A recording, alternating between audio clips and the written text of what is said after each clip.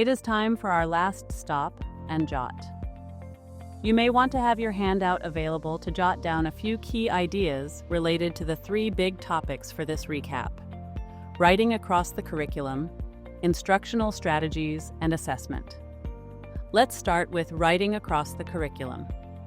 Writing across the curriculum refers to the notion that all teachers, regardless of the content they teach, can and should reinforce certain literacy skills in their classrooms, and writing is one of them.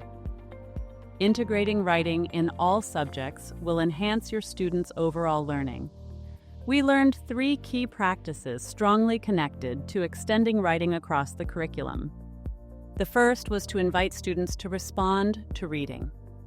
Reading response connects writing to reading as it offers learners a chance to personally connect to the text through writing.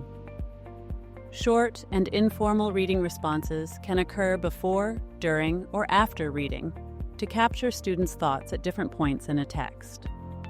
Written responses to reading deepens comprehension and cements the reading-writing connection. The second technique we explored was to help students respond to learning as they engage with nonfiction texts at a more critical level. Responding to learning is similar to reading response, but the response can connect writing to any learning source and not just from a text read. Crafting a written response to a video viewed, a science experiment conducted, a field trip to the zoo, etc. Text enhances comprehension and promotes metacognition. Integrating brief, frequent writing activities across various subjects moves students from passive receivers of information to active participants in their own learning. Look for opportunities for students to keep a learning log, synthesize understanding across informational texts, and create multimodal compositions. Finally, we thought through the standards-based practice of shared research and writing. This is a practice that involves students in conducting research to gather information and then using that information to write about the topic. There are many opportunities across the school year to engage in brief shared research and writing experiences. These experiences can stem from questions posed during a read-aloud, a science experiment, a field trip, or just about anything topic-related. The research process fosters curiosity and promotes deep and critical thinking. This part of our recap reminded us of the three practices that aid in the integration of writing across subject areas and how utilizing these practices enhances students' learning of content while providing opportunities for them to practice their writing skills. Now, let's revisit 4 evidence-based instructional strategies designed to scaffold our teaching of these skills. Our role as teachers of writing is to help students develop their writing abilities so they can share their stories and knowledge effectively. This doesn't happen quickly and requires intentional and scaffolded instruction. We walked through 4 scaffolding writing strategies that gradually released writing responsibility to students. We started with demonstration writing, which provides students with the maximum amount of support as the teacher has complete responsibility for the writing. The teacher composes and writes the text in front of students thinking aloud as each piece of the writing unfolds. Shared writing then shifts some of the writing responsibility to students as they are invited into the process. The teacher and students collaboratively compose the text. The teacher works through the writing process thinking aloud, and students can provide verbal contributions to the writing, but the teacher holds the pen.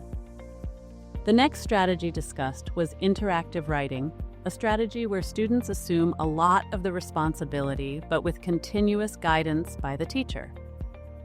The teacher and students collaboratively compose the text and they share the pen for the writing. The last strategy brings us full circle. Supported independent writing offers students full responsibility with support as needed. Students independently compose and write the text with support only as needed, and in the form of individual or small group targeted mini lessons and conferences, but they hold the pen. Our final lesson shifted our thinking from instruction to assessment, but we know that the two go hand in hand. Assessing young writers requires a deep understanding of each student's unique voice and potential. In this lesson, we looked at 3 ways to engage in formative assessment as a means of continuously adjusting our instruction to meet students where they are. We identified 5 formative assessment activities that could be used to help us stay aware of students' writing knowledge and skills. 2 of those activities had already been addressed in the module, so we focused on defining success criteria, analyzing writing samples, and fostering peer feedback and support. When we define success criteria, we explicitly outline in kid-friendly terms the expectations of their writing and how to achieve them. This clarity supports students as they self-assess their work, which is crucial for their growth. Rubrics and checklists, especially those created together in the classroom, are excellent tools for assessing these expectations. The next assessment method we talked about utilizes analysis as a means of determining growth. As we analyze writing samples, we learn about students' abilities, which helps us tailor our instruction to meet their individual needs.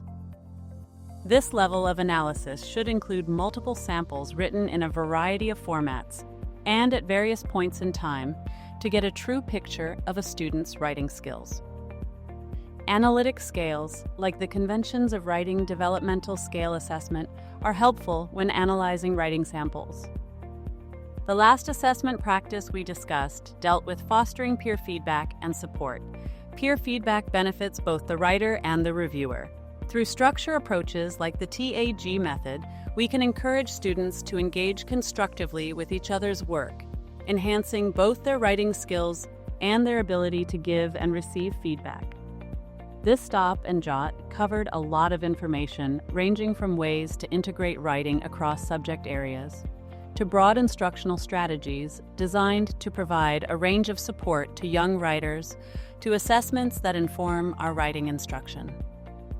Be sure to take a moment to think about these big ideas and in your notes, jot down how they might relate to your classroom instruction.